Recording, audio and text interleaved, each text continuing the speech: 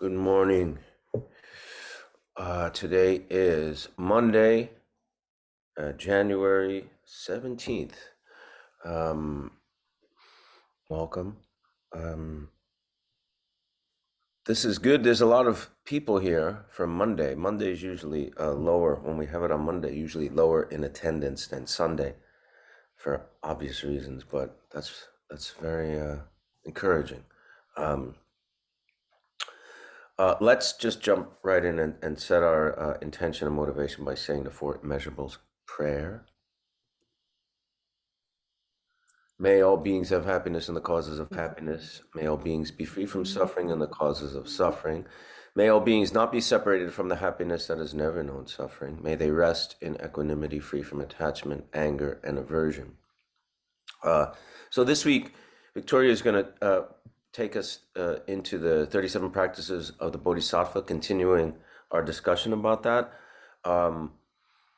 Those of you who are new, we did two really full reviews on the actual technique of meditation the first 2 weeks of this year. So that's, what would that be, January 2nd and 9th, I believe. So on YouTube, those will be archived, Michael Imperioli Meditation. So you can, because I don't want to go through technique every single class because a lot of you know it and we got other stuff to do. So go to the YouTube to really nail that down. Otherwise, just follow along as best you can today. Victoria's going to show us the 9 purifying breaths, which is really good to do before meditation. So she's going to take us through that, and we're going to take it right into a short meditation, and then we'll go to the 37 practices. I do want to read one Instagram post. This is from Garchen Rinpoche, who's Victoria and I's teacher. And it's a question and answer. So a student asked him a question and said, I am new to Buddhism, and I feel discouraged because my Buddhist friends aren't as friendly and are much more judgmental than my non-Buddhist friends. How do I get started in a Buddhist group having had a negative first impression? And Rinpoche answers, there is an outer and inner aspect to what we call a Buddhist. Not necessarily everyone who appears in a certain way will appear in a certain way. For example, there are many non-Buddhists who have understood the non-dual nature of mind and have cultivated love and compassion. There are also many non-Buddhists that mainly consider the outer world's material things as most important.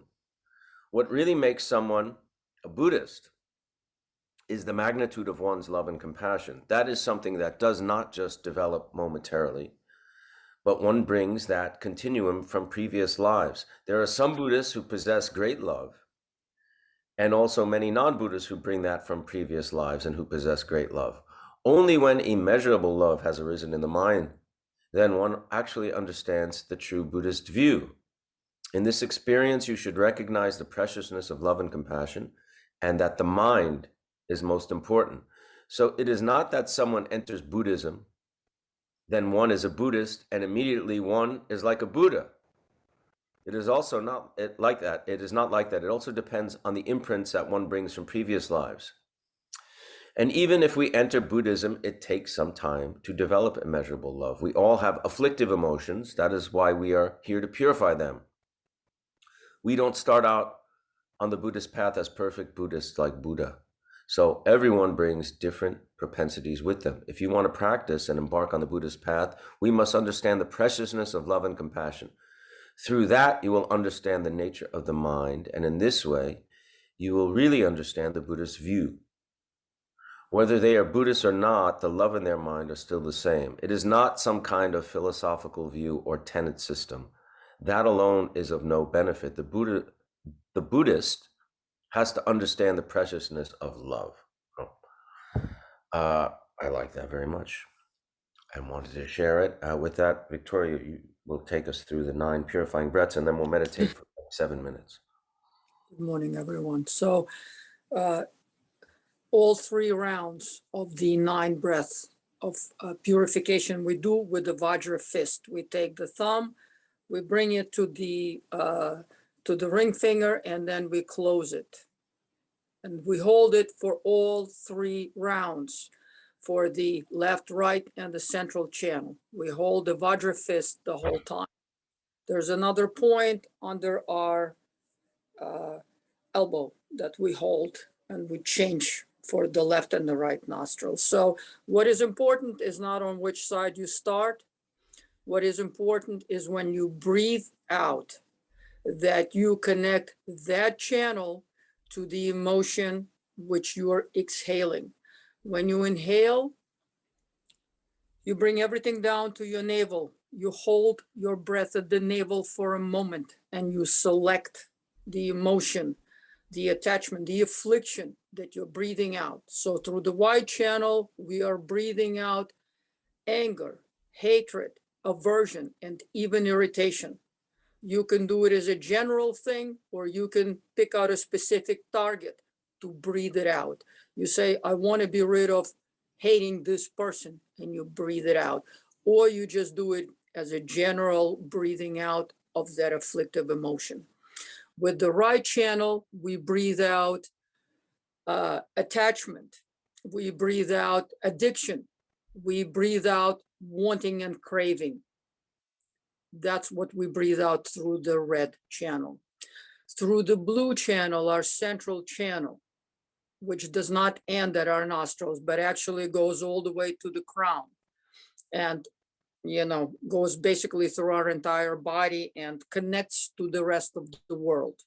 That's our channel through which we breathe out on the last round of the both nostrils. We merge consciousness with space.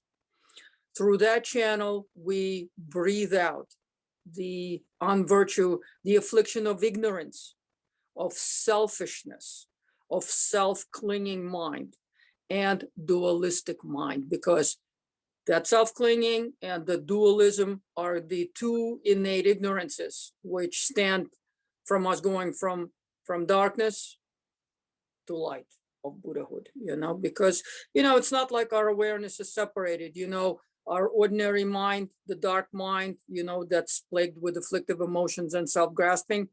When we put the switch on and we go toward, our Buddha nature, it's the same mind. It's not that they're separated, but, one is when there's darkness and the other is when the light is on. So we're breathing out the darkness. We're breathing out dualism. We're breathing out our belief in the self and self-clinging and the and the afflictions. So let's start, please.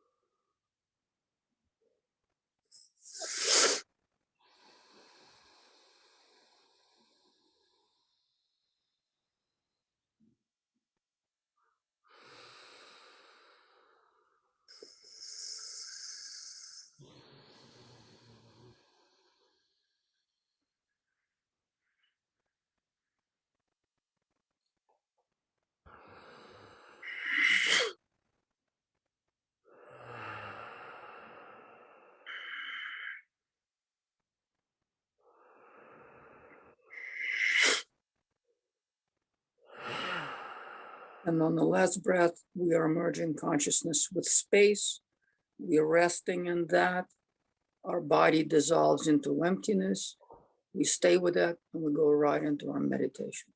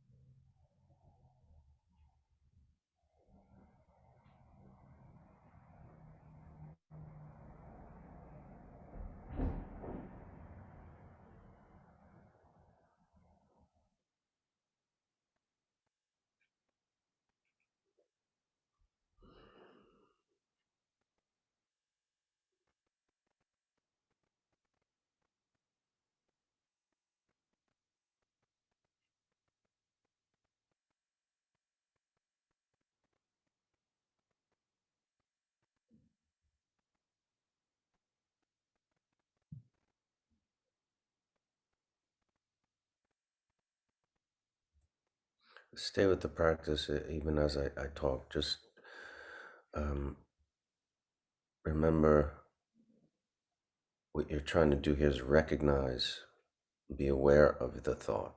So once you are aware that you're thinking, you leave the thought where it is. You don't follow it, follow the story, nor do you reject it and push it away or angry. You leave it where it is. If you like the metaphor, the imagery of the mind being the clear, unstained, limitless blue sky, the thought arising like a cloud, and through the recognition of the thought, allowing that cloud to dissolve back into the sky from where it came. And you're going to repeat that over and over again and keep coming back to the awareness of the thoughts as they arise. That's it. The goal is not to stop thinking, it's to become aware of what your mind is doing.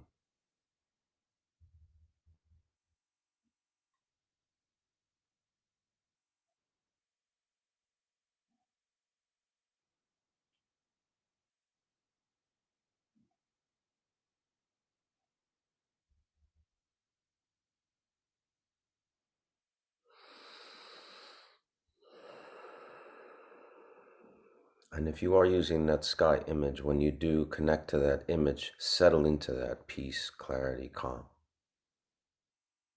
That's, that's the nature of your mind. Settle into that. It's there, always will be there.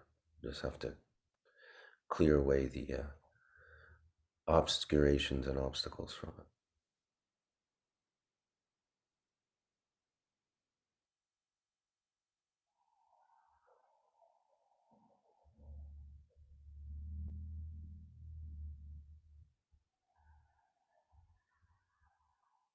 And we use recognition and awareness to clear them. You're not pushing them away, crushing them, or you're just using the awareness of the thought to leave it where it is and let it just dissolve on its own over and over again.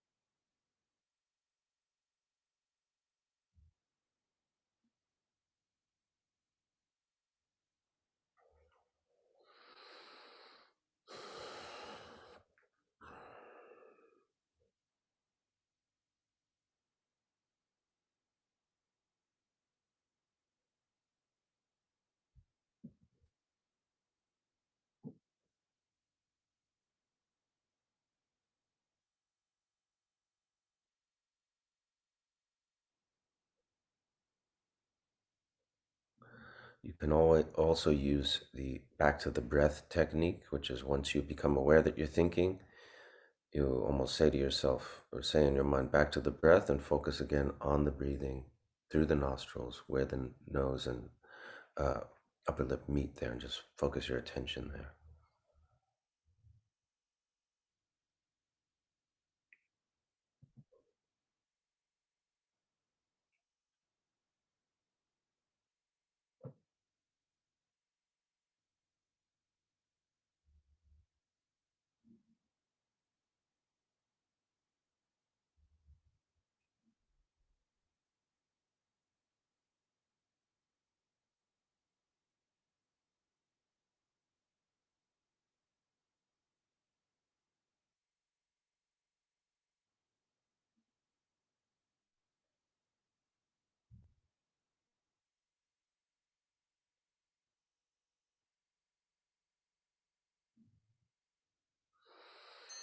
Okay.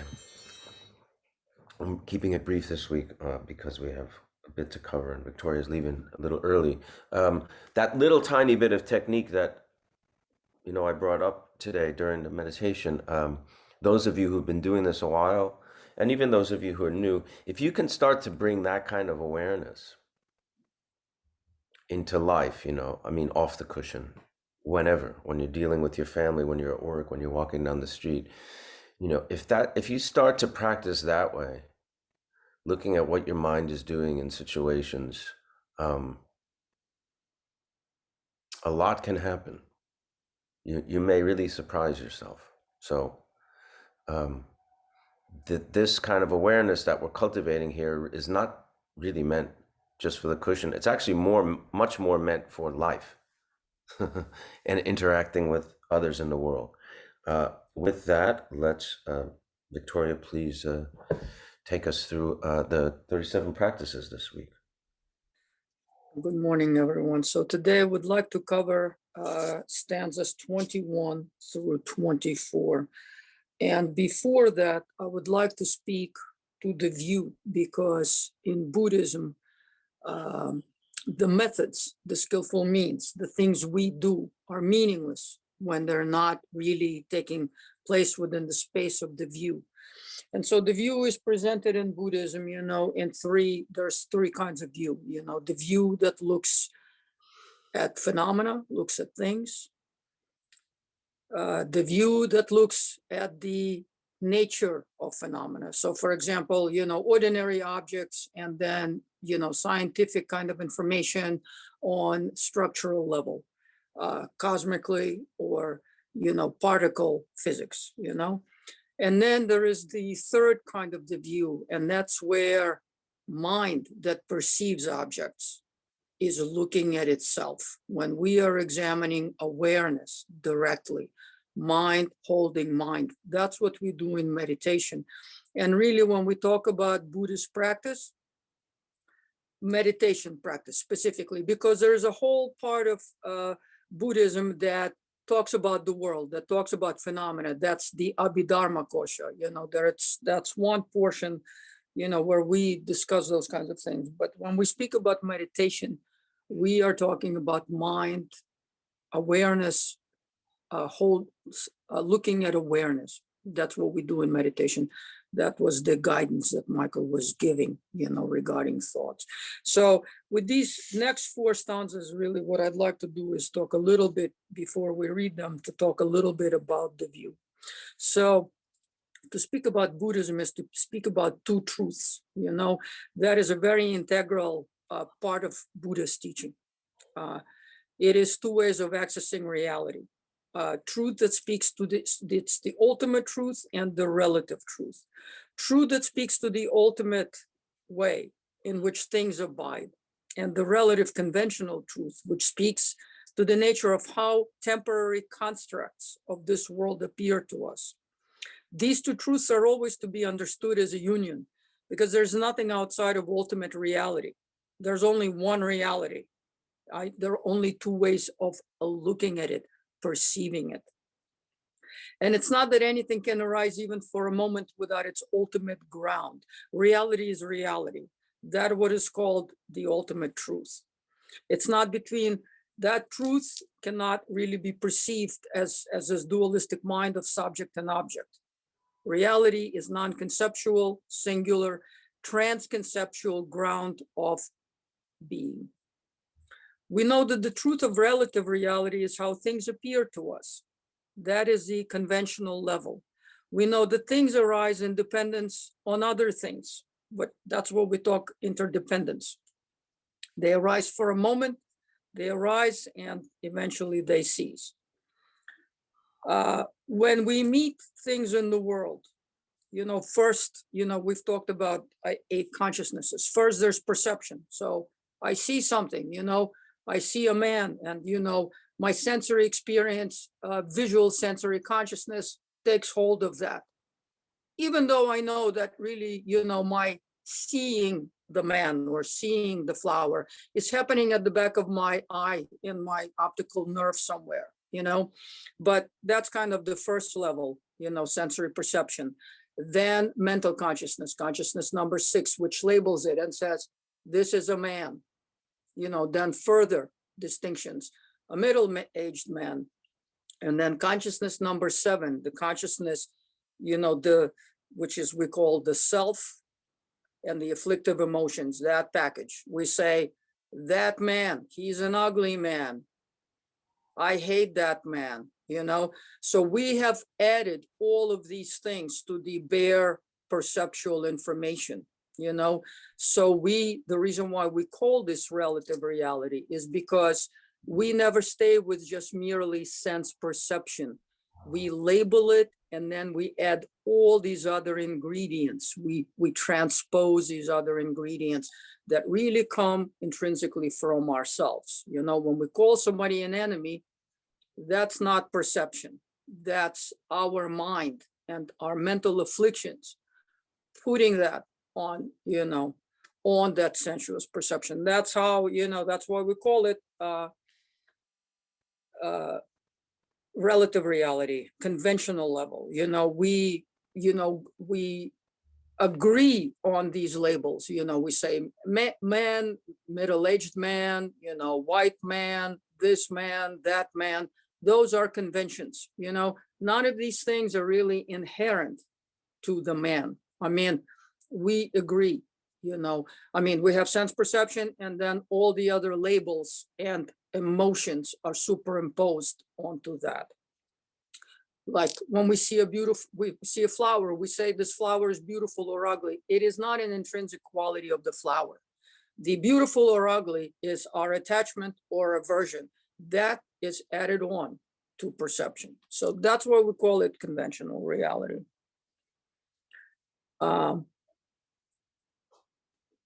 We experience objects first through our senses, and then we impute upon all of that experience through superimposing name, label, and other attachments, which are added purely from our side.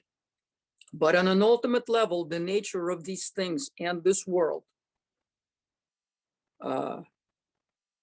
we can, you know, is impermanence, right? Our experiences arise, they're, you know, conjunctions and conglomerates of these moments of arising, and then they dissipate. We dissipate, you know, things arise to cease.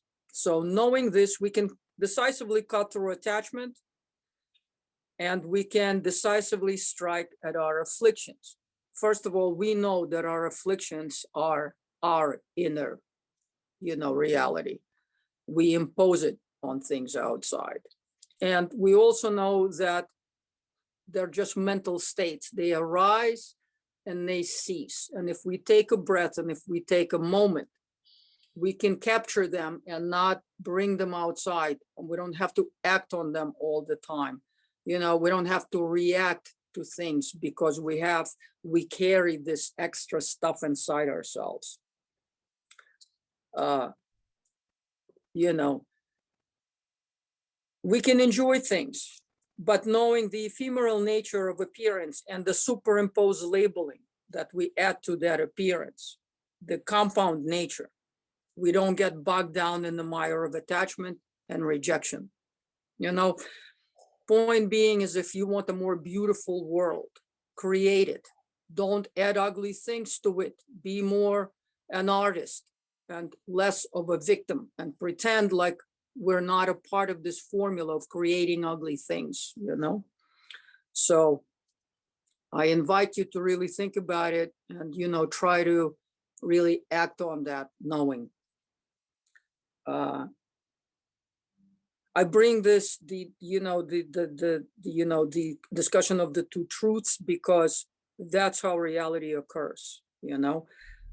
We have the relative level, we have the ultimate level. And what is important for us as practitioners to know is that the conventional truth can be to a certain extent comprehended by our dualistic mind within its structural subject and object chasm.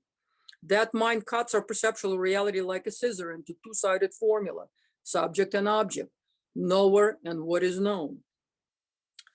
All our ordinary experiences, the conceptual mind splits into two parts. So what are we really talking about? We have to understand that we're constantly doing this splitting on this level of mind. We dualize reality. We other things, like the flower is something else, the man is something else. You know, we're always splitting into subject and object.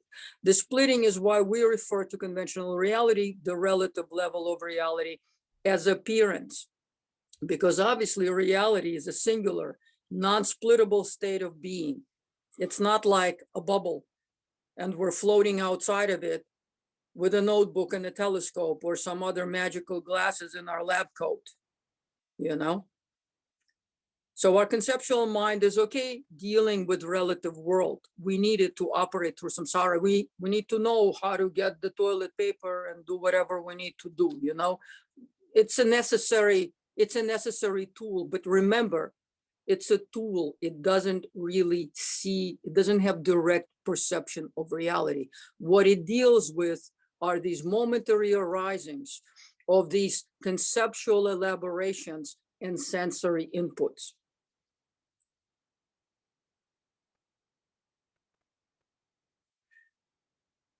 But for our meditating on reality, as for meditating on reality itself and not the world of appearance, we need to access a different mind, our non-conceptual, our non-splitting, non-cutting mind, that which is called the nature of mind.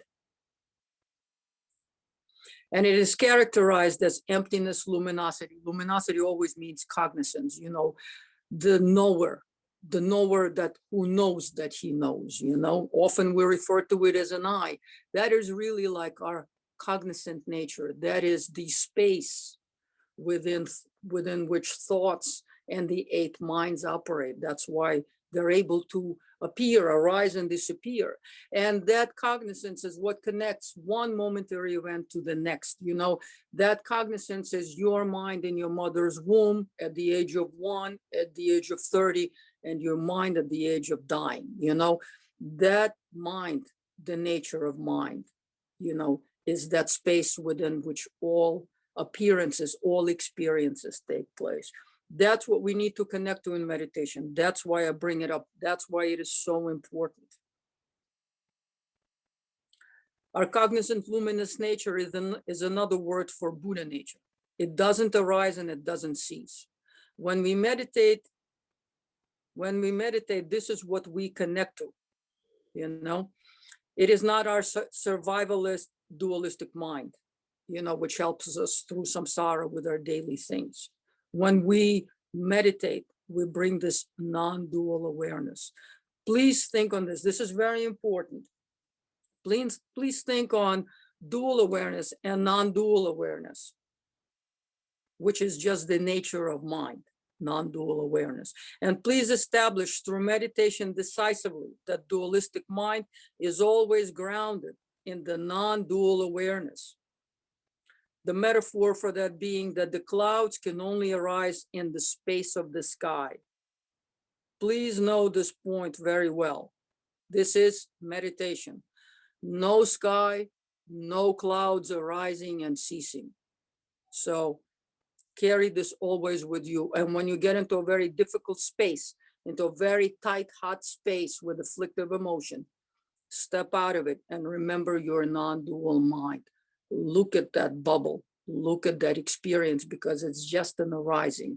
You know, your attachment, your anger, your hate is a thought.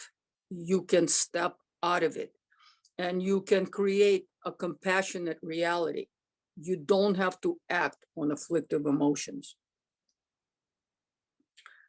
You know, when we understand this difference between non-dual and dual awareness, we don't have to simply endure, but we can convert obstacles into fuel of realization. And I used that phrase last time.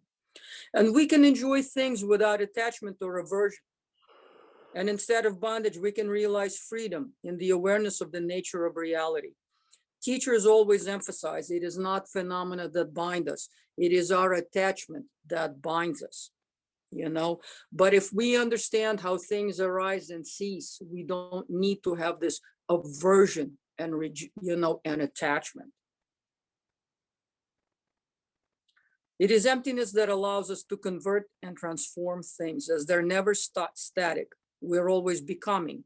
Impermanence is another name for our way of being here on a conventional body level. Samsara is a constant churning of becoming. That's why it's called the wheel that never stops. That too is emptiness, you know. That's the conventional level of things being. It's, because it's always becoming. It's a ceaseless movement, and its impermanence. That's one way of thinking about emptiness as well. That's a logical way of arriving at the nature of mind. We have to know that, these things arise only to cease. Clouds arise in the nature of the sky and they dissipate into it.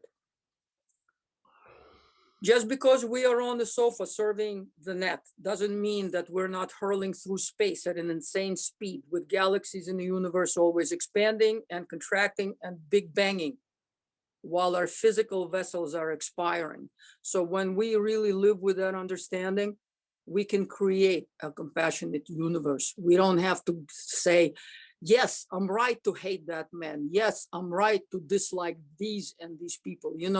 Be an artist, create a compassionate universe. Use your Buddha nature to create. Don't react, act. Regarding the conceptual level of reality, our telescopes send us photos of stars that have already expired and died and became black holes since the photo was taken. And we create computers which take measurements because we want accuracy, but in the end of it all, we're the ones who are still analyzing the information. Our conceptual mind is still cutting reality into all kinds of parts, especially into subject and object duality, the knower and the known. And just because we create all sorts of kinds of things to amplify our senses, conceptual mind will always remain a duality and will always remain an imputed conventional reality. No magical instrument will change that ever. So if you wish to experience reality, you need to do it with non-dual awareness, within the space of non-dual awareness, the ground. Silence the dualistic ordinary mind and access your Buddha nature, sky-like mind, and stop looking for objects in its vast sky. Remember, no sky, no clouds, no nature of mind, no mind of dualistic eight consciousnesses. The eight dualistic consciousnesses only can take place because there is the ground of non-dual awareness that is beneath every moment of arising and cessation. To be clear, in Buddhism, physical reality is never denied. That's why we call it relative truth. It exists, but as to how it exists, it's indeterminate, because this level of reality, we can only know it through the eight consciousnesses construct, right? And the ultimate level of all that can only be known out of our non-dual awareness. So please, in meditation, focus on non-dual awareness. Please think of that when you meditate. We do have both minds, but they're really one mind. It's like the conceptual dualistic mind. If we know how it operates and we know it kind of with the awareness of our non-dual mind, of our Buddha nature, we're okay, because we can direct it and we can reshape it and redirect it when it's necessary. Please always bring awareness into non-awareness. Light up the switch. Mind is like a thing on a dimmer, so always try to bring the light all the way up in whatever situations. Then you can have a beautiful life without afflictions, or without intense suffering, because you should know that the suffering can arise, but it also will cease. No point in jumping into it and creating like complex scenarios based on our emotional states. Knowing this liberates us. We can let go of things that have been the endless source of suffering for ourselves and others because of our attachment and rejection. Suffering arises when we act on attachment and rejection. Suffering arises when we let afflictive emotions loose. So even when you feel afflictions, take a moment, breathe it out, use your 9-breath purification. If it's hate, breathe into your Y channel. If it's desire and craving and like addiction, breathe it through your red channel. If it's just ignorance and you don't know what's going on and you have dullness, breathe it through your central blue channel and merge, consciousness with space. You have tools. So you have means to dispel those conditions. And so, sorry for speaking so much, but now I would like to read the stanzas we're covering today. I just want to let you know, you have to, it's almost 10:45. Do you have to go? Okay, thank you. Stanza number 21, indulging sense pleasures like drinking salt water. However much one indulges, thirst and craving only increase.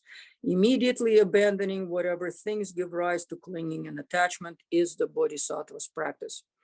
If we see an object in the world and we have, we cling to it and it becomes a thing, not just of beauty and enjoyment, but it becomes a pleasure. The moment this thing, pleasure arises in our mind, we want more. We're afraid to lose it. So this pleasure is in the very instance when suffering arises, when an object is not simply enjoyed for its whatever qualities that it is, but it becomes, a pleasure, craving and fear arise. So just always know, whenever you meet an object in the world, pleasure is a delusory thing that keeps you in bondage. Try to enjoy things without taking them to the extreme of craving. Appearances are one's own mind. Number 22, appearances are one's own mind. From the beginning, mind's nature is free from extremes of elaboration. Knowing this, not to engage the mind in subject-object duality is the Bodhisattva's practice. This is all the stuff that I was saying before. This is a pivotal stanza. It speaks to the view, the inseparability of the two truths. Number 23 and number 24 are about attachment and aversion or rejection. So when encountering pleasing sense objects, though they appear beautiful like a rainbow in summertime, not to regard them as real and to abandon clinging attachment is the Bodhisattva's practice. In other words, if you meet an object in the world, a person in the world, something, someone, that's an object. Love them. Regard them with kindness, but not with clinging. Clinging will bind you and will bind that person and will create this very difficult, hot situation because that's an afflictive situation. Attachment is an affliction. Remove that out of compassion, out of looking at the world compassionately. Remove that because that's not real love towards something. Attachment is for us. It's like, give me more. I want more. I can't be without this. This is attachment. This often borders on addiction. So recognizing it and dispelling it and breathing it out, stepping out of the bubble and seeing its nature, this imputed dualistic mental nature, that it comes from your side. You can dispel it. And number 24 speaks to its opposite. Diverse sufferings are like the death of a child in a dream. By apprehending illusory appearances as real, one becomes weary. Therefore, when encountering disagreeable circumstances, viewing them as illusory is the Bodhisattva's practice. So when we encounter difficult, situations, difficult people, unpleasant things, don't become so strongly, overcome by emotions of disgust, by emotions of hatred. Remember, things arise and they will cease. Remember, emotions come from you. You are the master of these emotions. You can soften them and eventually dispel them. And you can liberate that object of where, your attachment to that object is through negativity. You can liberate and just see it in its very kind of a neutral space. So that's it. Thank you, guys. Thank you. See you next time. We can see if there's any questions, if anyone has any questions, either about what Victoria was discussing or the practice or anything else we've been covering in this class. We can try to talk about it. How can one who practices another faith system incorporate practices of Buddhism into their daily lives or prayer meditation routine? Um, you know, the meditation technique has nothing to do with religion, the one that we teach here. It's really just becoming, aware of how your mind is working. So I don't see that in conflict to any other faith or religious system. Um, uh, and looking at reality in the way Victoria was discussing, like the larger picture, the ultimate truth, the relative and ultimate truth. And the ultimate truth is not something we're going to integrate, 24/7 on the daily. It's almost like a goal we're kind of setting our sights on. Like we know that that's there, and we're becoming aware of how it plays into our life. But most of our life is on this relative level, dealing with other people and dealing with our mind and all these things. Those are not religious aspects. So they're not religious tenets or qualities. I find them, a lot of Buddhism to me is a science of mind, a method of working with the mind. I mean, most of it is that to me. So I don't really see the conflict. That's my answer. I never thought about it this way, but during the 9 purifying breaths, breathing out afflicted emotion, would that work being used to breathe out anxiety and panic?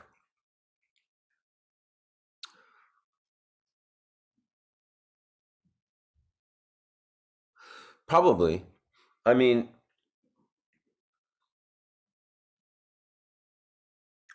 the channels that you're dealing with, right? So the blue is in the center, and the white is either on your right or left, depending on how you define yourself or gender. And in me, I use the white on the right, the red on the left, and they correspond to different emotions. So if the anxiety, I mean, I guess what would help is to try to see what the anxiety is about and connect to it. You can try it, see what happens.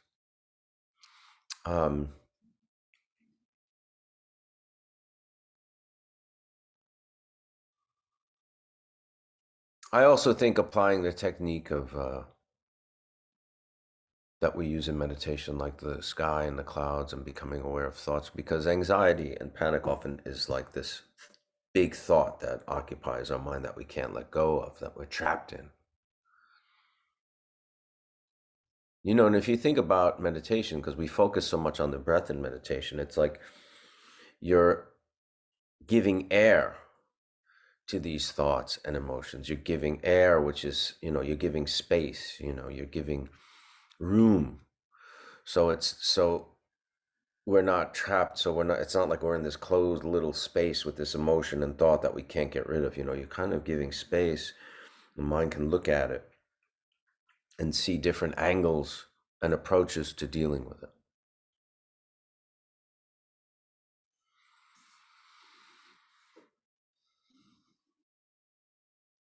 My mother-in-law once had a vision, out-of-body experience, where her chest was ripping open to reveal a universe, when she was in her 20s, and she's been meditating for 10 years. I had a vision last summer where I was presented a large ball of light that shined with every color I've ever seen. And given the chance to leave my life, I was going to leave forever. I could feel it was going to die, yet I felt like a climax. I was going up a bridge that lit up, and it led to another ball of energy, but it was stopped because I was trying to bring my wife with me. The whole time I was dealing with 4 large, dark, indistinguishable figures who communicated telepathically. I used to be angry all the time, but that experience changed me. I wonder if you ever experienced anything like this. Well, if it changed you for the better, then that's great. Then I guess that's your mind, your mind helping you get through some obstacles, your mind, which in this class we discussed mind as Buddha nature, so I would say that I think, when you start to meditate and practice, you may have dreams, you may have visions, you may have these things, and teachers always say not to get attached to those things. Obviously, if it's brought some positive qualities to your life and helped you through some obstacles and difficulties, definitely accept that movement. But you don't want to cling to these kind of things like and hope for more of them, and just keep moving through. These things might happen. You may have visions, you may have dreams that are very vivid, and it's the psyche working itself out, as they say, which is the Buddha nature, that ultimate nature of mind, working with your relative mind, I guess. That's my opinion. So if it's positive, then that's a good thing. And if it's negative, if you also, that's why I'm saying not to cling to these things as real, because if you have a negative vision, that doesn't mean you're going to die tomorrow. If in your dream, you had a dream that tomorrow you're going to die in a car accident, that doesn't mean anything. So the clinging is where we can get stuck. But if this, dream helped you, then that's good. Can you please talk about one state of mind when meditating with regard to the dichotomy between relaxed awareness and extremely focused awareness? The mind should be kind of in between. And we use that metaphor of a string on a guitar.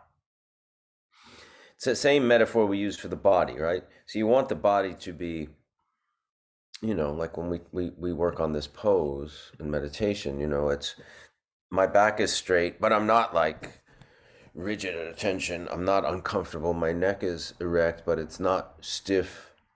There's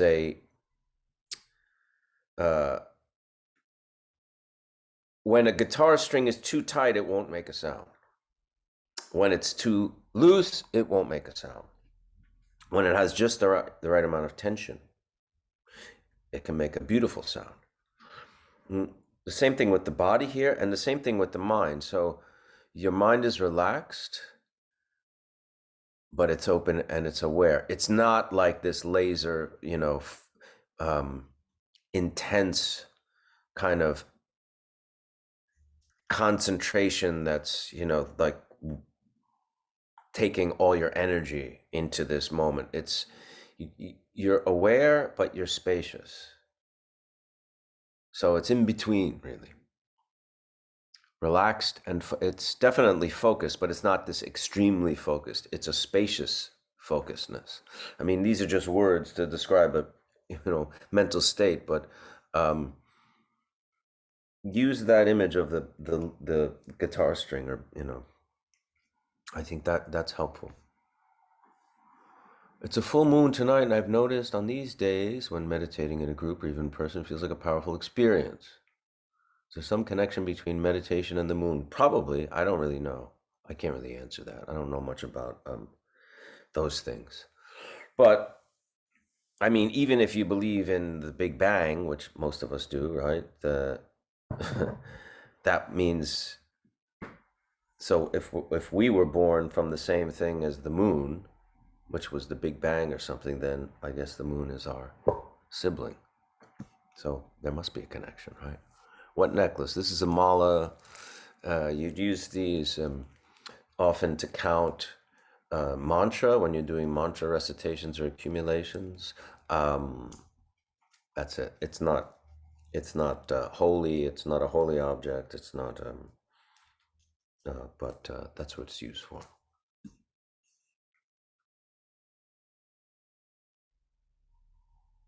I study comparative religions. Buddhism is not a religion, it's a practice. I myself am Catholic, Jewish, Episcopalian, Muslim, who practices Buddhism. I started practicing as a disciple of a realized master and now appreciate your meditation. Thank you very much.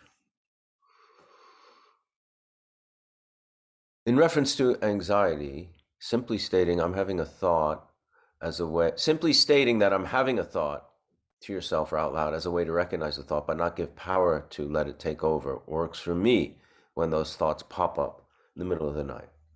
Just another way to watch the cloud drift away. Yeah, it's the the recognition of the thought, which is what we're doing in practicing meditation, right? The same way when thoughts turn into emotions and get very powerful, right?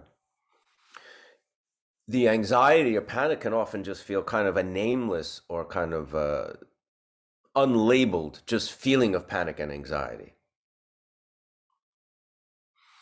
So if you start to recognize what is this anxiety, what is this emotion, why is it there, and just start to kind of give space to it and try to look at it, what exactly is causing this? What thing in my life, what event or coming event or person or thing that I did or thing that what is it that I fear, can often help.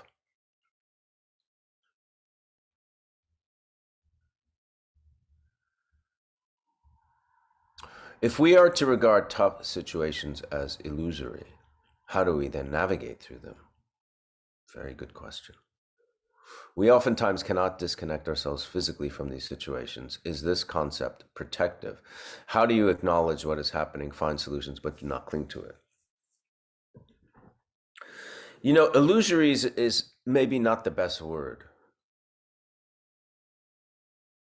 because a tough situation, something is happening in a tough situation. We're not denying that it's happening. What we're trying to say is it may not be happening exactly as we see it. That a lot of what is happening might be how we're perceiving and what we're bringing to the situation. Because often we get conditioned to respond the same way to situations based on our experiences, based on our karma, based on our, similar situations we faced in our lives. So we bring already a predetermined engagement and response. Because if ultimate reality is true, something else is really going on than just what we're seeing. Like you said, how do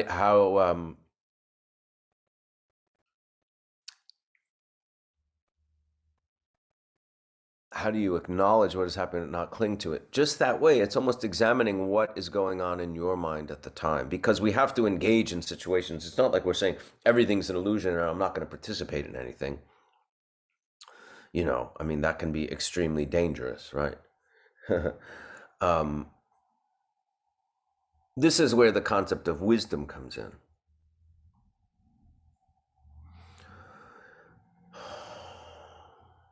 And wisdom brings us discernment. So what we're trying to do here is bring a wider mind, a more spacious mind to every situation that we're in all the time. And knowing that when we know that there's a bigger picture at play, there is this view of interdependence and impermanence and dependent arising and all these things, and emptiness, we can bring different energy, different qualities to these situations, to these interactions, to our position in the world. So, I can't say, how do we, I'm not speaking to a specific situation. You're not bringing up a specific situation to speak to. This is an alternative way to behave in this situation when this happens. But that's really what we're saying. Illusory doesn't mean that it's not existent at all. There's something is happening. We have to acknowledge that. It's just bringing a different level of awareness to situations where that's where the change is going to happen. So you're not completely disconnecting yourself physically, as you say, because on some level you are there. Whatever whatever we are considering ourselves in this moment, in this life, something is there and something's happening. So we have to deal with it in some way. It's just a different approach, if that makes sense. Quote similar to what you said about thoughts. When you run after your thoughts, you are like a dog chasing a stick. every time a stick is thrown, you run after it. But if instead you look at where your thoughts are coming from, you will see that each thought arises and dissolves within the space of that awareness without engendering other thoughts.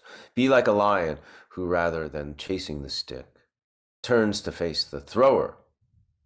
Only one only throws a stick at a lion once. That's Dilgo Khyentse Rinpoche. Yeah, exactly. So with a dog, if you throw a stick at a dog, the dog chases the stick. But the lion, which we're kind of using a metaphor that a lion has more wisdom or has more composure, let's say, more awareness than a dog. The lion will focus on the thrower, not the stick. So in this metaphor, the stick is the thought and the thrower is the mind, I guess. That's always a good one.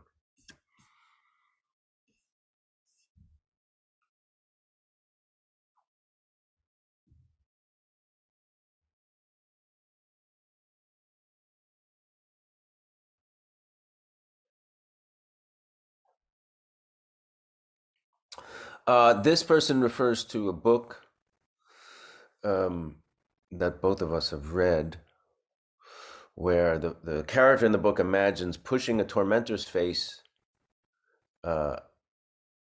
into like a dish of food to release anger from the fake gossip this person is spreading.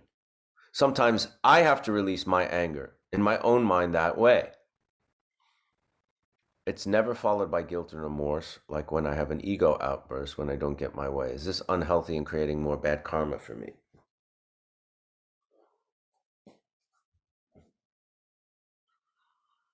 Maybe.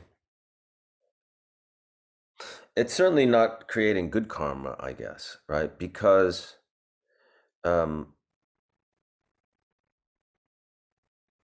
it's based on your own habituation to situations, and you're habituated to thinking that this response is the most effective, or the not even for the person to learn a lesson, but for you. So the fact that it's only happening in your mind anyway, that you're not actually going to do this and smash this person's face into whatever, gives you the opportunity to use your mind in a different way. What would happen what would happen in that moment if instead of smashing that person's face, you see that person as a Buddha?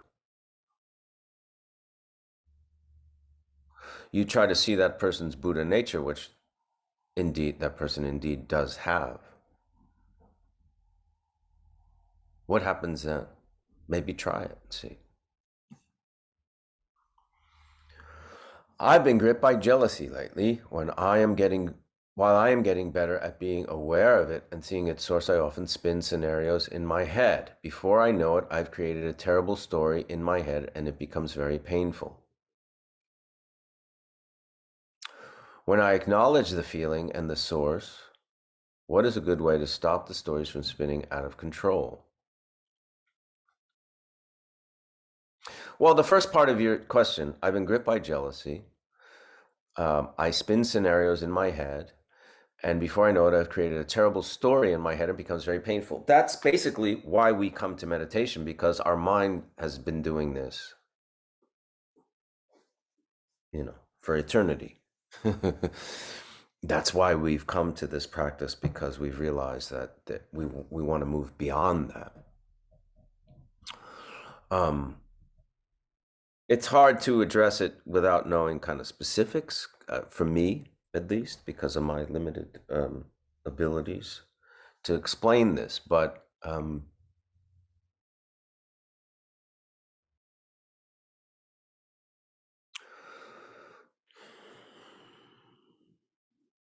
if you're jealous of a person,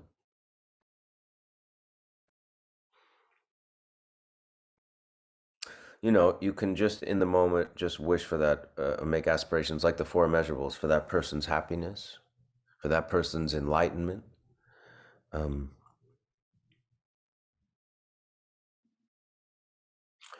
do the same for yourselves.